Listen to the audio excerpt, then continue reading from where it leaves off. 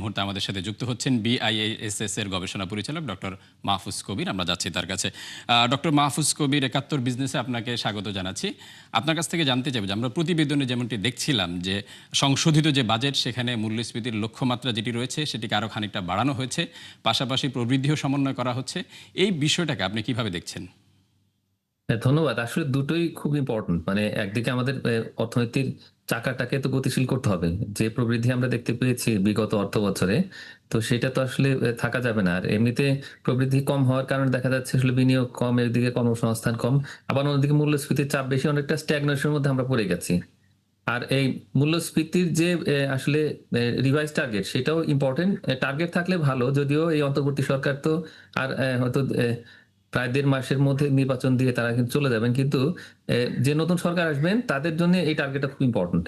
R at the same time আসলে আমাদের যে কন্ট্রাকশনারি মনিটারি পলিসি, সেখানে একটা রিভিশন দরকার। আমি আশা করব যে এই সরকার থাকতে থাকতেই যে মনিটারি পলিসিটা হবে, তো সেইখানে আসলে এই মনিটারি পলিসিটাকে একটু ফ্লেক্সিবল করা, একটু ইন্টারেস্ট রেট যদি কমানো হয়, তাহলে সেই ক্ষেত্রে আমি মনে করি যে এই যে রিভাইজ টার্গেট যেটা করা হচ্ছে ইনফ্লেশনের, তো সেটা হয়তো কিছুটা হলে ফুলফিল করা যাবে।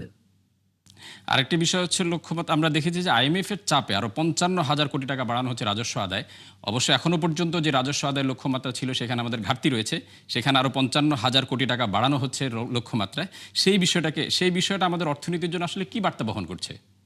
এখন অর্থনীতির যে পরিস্থিতি, এখানে যে বিনিয়োগের অবস্থা, মানে যেরকম হতাশা কাজ করছে, আমার মনে হয় না যে যে টার্গেটটা করা হচ্ছে আইএমএফ এর চাপে সেটা পূরণ হবে। একদিকে আইএমএফ চাপ দিচ্ছে এই ট্যাক্স জিডিপি রেশিও বাড়ানোর জন্য, অন্যদিকে তারা কিন্তু এই ঋণের যে অর্থ সেটা কিন্তু ছাড় করছে না। তারা একদিকে চুক্তি লঙ্ঘন করছে, আবার বাংলাদেশের উপরে নতুন নতুন শর্ত চাপিয়ে দিচ্ছে।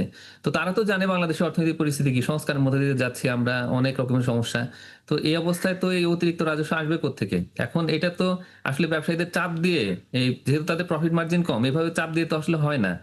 তো এখন যেটা আমাদের করতে হবে সেটা হলো যে পুরো ট্যাক্স সিস্টেমে মানে রেভিনিউ সিস্টেমে একটা ট্রান্সপারেন্সি নিয়ে আসা। এখানে ওই যে ইলেকট্রনিক ফিসক্যাল ডিভাইস এটা দেওয়া যদি যেতে পারতো এই সময়ের মধ্যে, তাহলে হয়তো আমরা আরো কিছু হয়তো ভ্যাট আর্ন করতে পারতাম। তবে সব মিলিয়ে আমার কাছে মনে হচ্ছে যে যারা কর ফাঁকি দেন, তো তাদের ওইখানে তাদেরকে আসলে এই করের আওতার মধ্যে যুক্ত করাটা থ্রু গ্রেটার ট্রান্সপারেন্সি, তো সেটা খুব ইম্পর্টেন্ট।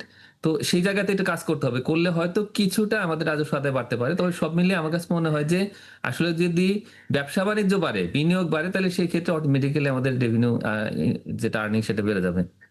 আরেকটি কঠিন একটা প্রশ্ন, নির্বাচনী বছর, সেখানে ব্যবসা বাড়লে রেভিনিউ বাড়বে, বিনিয়োগ বাড়লে রেভিনিউ বাড়বে, সেটা আসলে কিভাবে সম্ভব নির্বাচনী বছরে? না, নির্বাচনের সময় যেটা হয় যে ক্লাসিক্যাল কিছু এক্সাম্পল আছে যে ওই সময়টাতে আসলে এই বিনিয়োগ বেড়ে যায়। বিনিয়োগ মানে অর্থ ব্যয়ের প্রবণতাটা বাড়ে। বিশেষ করে যে সমস্ত গণতান্ত্রিক সরকার থাকে, যারা গণতান্ত্রিকভাবে নির্বাচিত হয়, পরবর্তী নির্বাচনটাকে সামনে রেখে তারা অনেকগুলো প্রকল্প হাতে নেন, এবং তাদের যে সমস্ত সমর্থক গোষ্ঠী, ব্যবসায়ী গোষ্ঠী, তারা কিন্তু বিপুলভাবে ব্যয় করে থাকে। বাংলাদেশের কনটেক্সটটা কিন্তু সেটা নয়। এই মুহূর্তে অন্তর্বর্তী সরকার রয়েছে এবং তারা কিন্তু নির্বাচনে যাবে না। সুতরাং তাদের যে পপুলিস্ট যে সমস্ত চিন্তা ভাবনা, সেটা কিন্তু নেই। আমরা যদি সুতরাং এই অবস্থায় খুব সংক্ষেপে জানতে চাই, এবারে এই বাস্তবতা অবস্থায় আমলে নিয়ে বাজেটে কি আর কোনো পরিবর্তনের প্রয়োজন আছে কি?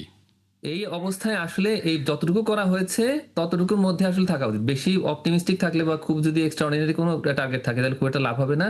বরং আমাদের আসলে এখানে মূলত এই যে ইনফ্লেশনের যে টার্গেট, ওইটাকেই একটু মাথায় রাখা উচিত, যেটা কিভাবে আসলে কমানো যায় এবং একই সঙ্গে কিভাবে একটা বিনিয়োগ বাড়ানো যায়।